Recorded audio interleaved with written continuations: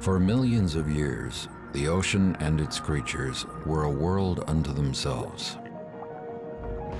Powerful, mesmerizing, full of grace. But the world's population is on the rise, and the ocean is suffering from misuse. What would happen if its bounty ran out? What would 1 billion people eat? How would hundreds of millions earn a living? What kind of water would our children swim in? We've used the oceans like they had no limit, but now we're reaching a tipping point. If we don't do something, we've got not only a crisis for the oceans, but we have a crisis for humanity. But there's hope. We can turn the ship around. We have a new tool, the Ocean Health Index. It's a roadmap to the future. This is the time, as never before. The next 10 years are likely to be the most important in the next 10,000 years.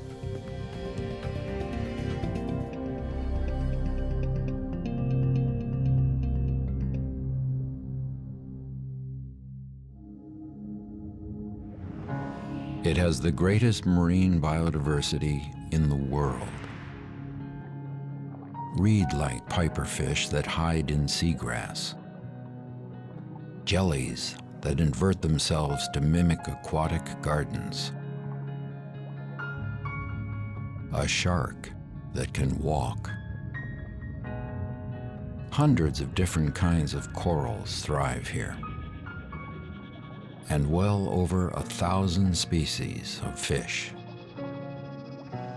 This is Raja Ampat, an archipelago of some 1,500 islands sitting off the Indonesian province of West Papua, one of the most diverse seascapes on the planet. Raja Ampat is without question the global epicenter of marine biodiversity. It has this range of species from pygmy seahorses to sperm whales and manta rays. Raja Ampat was created by unique conditions, but over the years, destruction of the reefs and overfishing by outsiders were upsetting its delicate balance. Locals realized they had to take back their reefs. When conservation groups suggested protected areas, they quickly embraced the idea. They actually have a tradition that's called sasi, in which they close certain fishing areas for a season or a particular period of time, and then they reopen them later, and it's their own way of creating a fish bank. Villagers relaunched Sasi in the traditional way. Everyone signed a pledge to protect the reefs and took charge of enforcing the ban. What we've tried to do in Raja Ampat is to recruit the local communities themselves, and they are the ones that actually run the patrol system on a 24-hour, 7-day-a-week basis. So now they have the capacity to take leadership in the way the conservation movement should be done in Raja Ampat by their people. Impressed with this underwater Eden, Swedish entrepreneurs built an eco-friendly dive resort called Missoul. Some of their profits are used to fund no-take zones, and the resort provides much-needed jobs. We have 120 staff, most of which are from the local village, and most of those people are not supporting only themselves, they're supporting an entire extended family. So I think the benefits go pretty deep. The villagers have taken control of their fish stocks and are protecting the reefs for their children. Raja Ampat shows the power of one community working together. But around the world, ocean health has declined steeply. It's not easy to set common global goals for ocean use. How can we learn to manage this vast resource and do it in time? We need an ocean health index to help provide a way to pull together all the pieces of what affects oceans and how we are benefiting from them. It was not really possible to do this on a global scale until the last decade. But now it's not only possible, but it's critical. Really, we're trying to learn how to manage a planet, how to live on a planet sustainably in a way that we never had to before when there were fewer humans. Driven by this pressing need, more than 60 scientists and researchers work together to create a new groundbreaking tool, the Ocean Health Index. For the first time in human history, the index gives us a method to evaluate the conditions of oceans worldwide, the quality of the water, the size of fisheries, the health of habitats.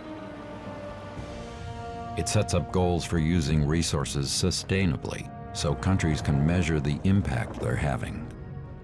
And unlike many analytic tools, the Ocean Health Index factors in human needs. Solving conservation problems fundamentally requires thinking about what people value and use the sea for. With world population set to increase 30% by 2050, one of our most pressing needs is food. We've got an increasing population that needs more food, and we've got an ocean at the same time whose fisheries are being depleted. If we don't do something about that, we've got not only a crisis for the oceans, but we have a crisis for humanity. 1 in 4 people today count on fish for their daily protein. But data shows a worldwide decline in our seafood harvest. Is it possible to fish out the ocean? Just in the last 40 years, about 90% of the big fish have been consumed. Essentially, we've come up against the wall. It's just not possible to extract any more fish from the systems. 85% of the world's fisheries are now fully exploited, depleted, or close to collapse. How did we get so close to the tipping point? Since World War II, radar and other wartime technologies have given commercial fishing the ability to fish farther, deeper, and more efficiently than ever before. It doesn't take much. It only takes relatively small commercial fishing boats to be able to deplete entire fish populations. One of the places that has been hard hit is the Chesapeake Bay. The Chesapeake has always been one of America's largest fisheries, famous for its blue crabs and shellfish. Waterman Billy Bowen has been harvesting oysters here for 40 years. What I like about it, it's got good bottom for growing oysters out. Where I'm at, this bottom here is sandy and a little mud. And as you can see, my oysters come up clean. I don't have to wash my oysters. Not only are they good eating, oysters are filter feeders, which means they remove nutrients from the water as they siphon it through their gill system. The result? Clean water. I don't know if you ever read the book by John Smith. When he first come here, there were so many oysters in Chesapeake Bay, you could look down 25 feet, 20, 25 feet, and see the bottom. It really kept the bay clear. But in recent decades, oysters have all but disappeared. The usual culprits, overfishing, pollution, and loss of habitat, almost wiped them out. Billy's still in the oyster business because he's turned to aquaculture, the practice of farming seafood. The only thing you can do is agriculture. It's just not enough oysters now. Now he puts baby oysters in the bay and tends to them until they're ready for harvest. Chesapeake aquaculture addresses many human needs tracked by the Ocean Health Index. It boosts food provision, helps clean the water, and keeps Billy and his fellow watermen in business. Reports are good. Oysters are really rapidly increasing. Essentially, with shellfish, as clams and oysters, it's $70 million to the local economy. You know, oysters are the hot ticket right now. As oyster aquaculture expands in the Chesapeake Bay, Billy and others are putting the oceans back into balance, one solution at a time. But wherever human needs aren't being met, the health of the ocean suffers too. People who are hungry and poor do not treat their environments well.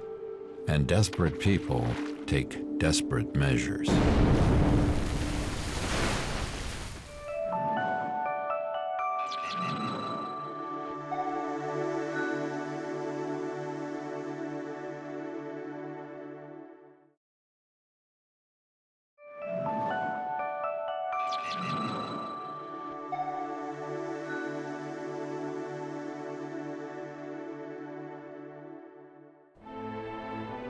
For the most part, the oceans look as beautiful and endless as ever. The crisis lies beneath the surface. One of the things we worry about is tipping points. When is a system so badly dislocated or out of balance that it changes fundamentally? How far out of balance is the ocean? The Ocean Health Index provides ways to measure. The index tracks a portfolio, not of stocks, but of benefits people enjoy from the ocean. Countries can see how policies in one area affect performance in another. It's a kind of long-range business plan. The Ocean Health Index is all about the balance between competing uses, needs, and values for the ocean. We've looked often at things very individually. We look at the health of fisheries, or we look at the impact of shipping, or we look at the health of coral reefs, and we don't always look at those in the fact that they're intertwined. A healthy ocean means 1.5 billion jobs in fishing, shipping, and recreation. But when the ocean declines, people try to meet their needs any way they can. During the Asian economic crisis of the late 90s, outsiders ventured to the island of Bali using cyanide and dynamite in their pursuit of a catch. The destroyed reefs and depleted fish stocks they left behind didn't recover.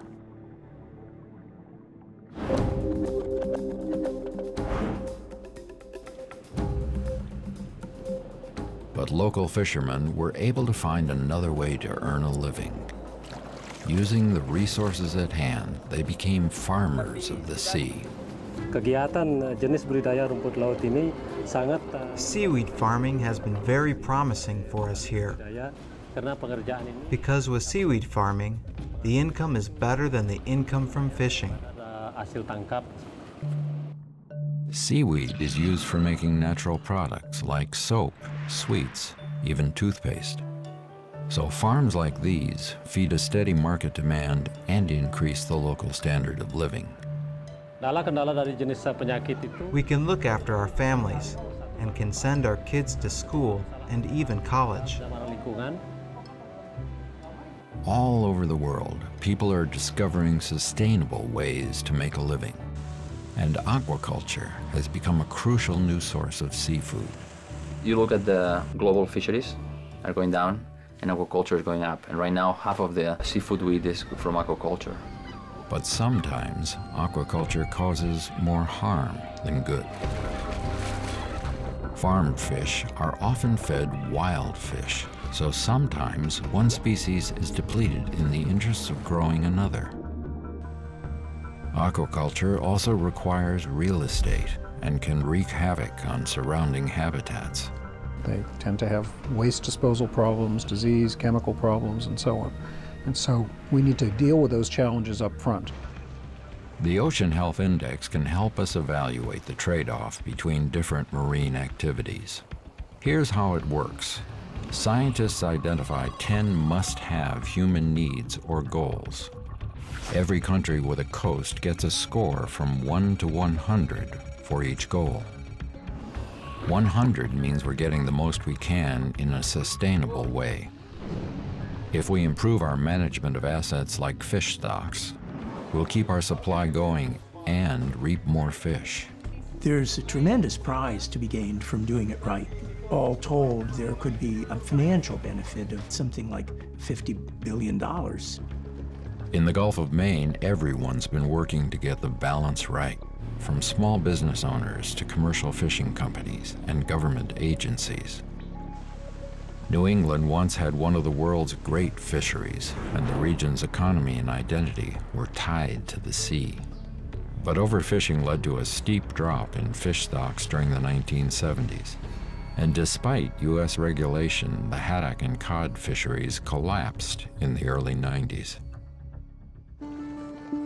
30 miles north of Boston, in the small coastal town of Plum Island, small business owners have felt the impact of depleted fisheries firsthand. Kay Moulton and her husband started Surfland Bait and Tackle in 1960. I have 5 children. and my kids were all brought up right in the business, and this has become my life. If I didn't have this, I would have to do something, but I don't know what I'd do. I love the fishing industry, and I don't even fish. A lot rests on the health of fish stocks.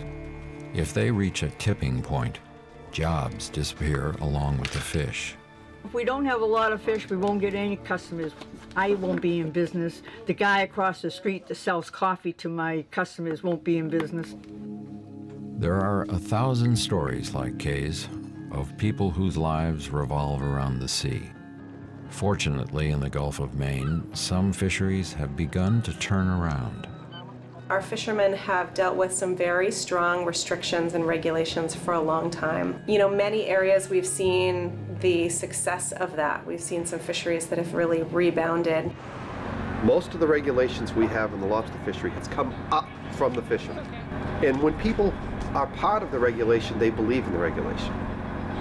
And I think that's worked very well in the state of Maine. Recent consumer demand for sustainable catch has created a new market for seafood distributors like North Atlantic. How do you get your fish from Gloucester? They buy fish from boats that use sustainable methods, and they concentrate on marketing fish that belong to a healthy fishery, like haddock. We have to protect your healthier resource for the long term. It makes no sense to build new plants and get new people and buy new equipment if your resource is going to go away. Sustainable fishing from a business standpoint makes sense because you need to ensure product going forward. There's a large portion of the consumers that want to know that what they're eating was sustainably harvested. They don't want to be the one that ate the last piece of fish, and that helps us sell our product. The Ocean Health Index is part of the new approach of actively managing the ocean. It can even measure what we can't see, because even the smallest patch of briny sea has hidden importance.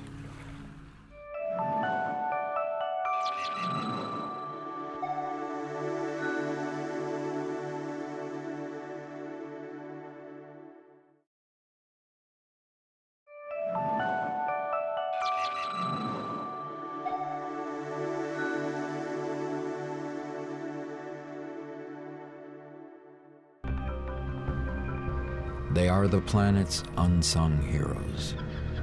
Marshes, mangrove forests, seagrass meadows. Only in the last 5 years have we begun to understand how much wetlands do for our planet. These transitional landscapes cushion coastlines against damage from storms. And washed by nutrient-rich tides, they provide food and shelter for a wide range of species who thrive in the border between wet and dry. But all over the world, these invaluable assets are getting rapidly swallowed up for human use. And until recently, no one knew that wetlands store massive amounts of carbon. The problem is that if you disturb these soils, they can release a lot of carbon very quickly. They potentially could be releasing somewhere around about 0.5 gigaton of CO2 per year. That's equivalent of all of America's total greenhouse gas emissions each year. On the northern California coast, rapid growth brought about the loss of over 90% of the state's tidal wetlands to farms, homes, and industry. Today, scientists up and down the coast are trying to go back in time. By rebuilding marshes, they aim to regain what was lost: carbon storage, clean water, and biodiversity. And one place in particular has become an environmental poster child. In the Monterey Bay estuary, a 7-mile-long reserve called Elkhorn Slough harbors some of the highest biodiversity in the country. It has one of the largest concentrations of California sea otters. It's a critical resting and feeding ground for hundreds of species, from resident shorebirds to migrants heading to South America. And it serves as a nursery for all kinds of creatures, from sharks to marine mammals. If you're looking for centers of diversity, this is a biological hotspot. Yet right next door, the landscape is far from pristine. A power plant sits at the mouth of Elkhorn Slough, and some of the most productive farms in the nation surround the reserve. For decades, the runoff from pesticides and fertilizer were polluting the slough. We've measured the highest levels of nitrate ever reported in the scientific literature for planet Earth. Elkhorn Slough management has never seen their neighbors as the enemy. They built partnerships with farming and business communities to clean the water and share the land. They found a natural way to keep pollution out of the slough, a strip of wetlands that serves as a giant filter. This farm is one of the places where we've experimented with how wide of a buffer strip do you need between cropland and wetlands to absorb those nutrients, to trap sediments. And what we found here is fairly small buffers can be very effective at doing that. Silberstein and his colleagues discovered that even a 40-foot buffer is effective in cleaning the water and preserving their extraordinary wildlife. And over the last 2 decades, Mark has seen the water quality slowly improve. We sample the water to see how well things are going. This tool will measure the temperature, salinity, the oxygen, and turbidity of the water. This is how we keep our finger on the pulse of what's happening in the slough. Everyone's needs have been accounted for, even locals simply enjoying the beauty of the nature reserve. People will conserve what they know. I think it's really important that people be able to walk along these levees and kayak and hunt and fish and jog and enjoy it. In Elkhorn Slough, biodiversity and business are thriving side by side. It's a model of what can be accomplished when competing interests work together. You know, one of the things that has always interested me about Elkhorn Slough is it's really a microcosm of issues that we find up and down the coasts, not just of America, but around the world. More than we know, our life on Earth is possible because of the ocean. It's time for us, as consumers, entrepreneurs, scientists, and citizens, to tip the balance back towards sustainable use. We need to protect the ocean as if our lives depend on it, because they do. The Ocean Health Index is for all of us. It's our opportunity to watch over our most precious resource. It's our chance to do better. It's a planetary task that we're looking at, something that all the peoples of the Earth need to participate in over several generations. It's a big, big deal. Now is our time.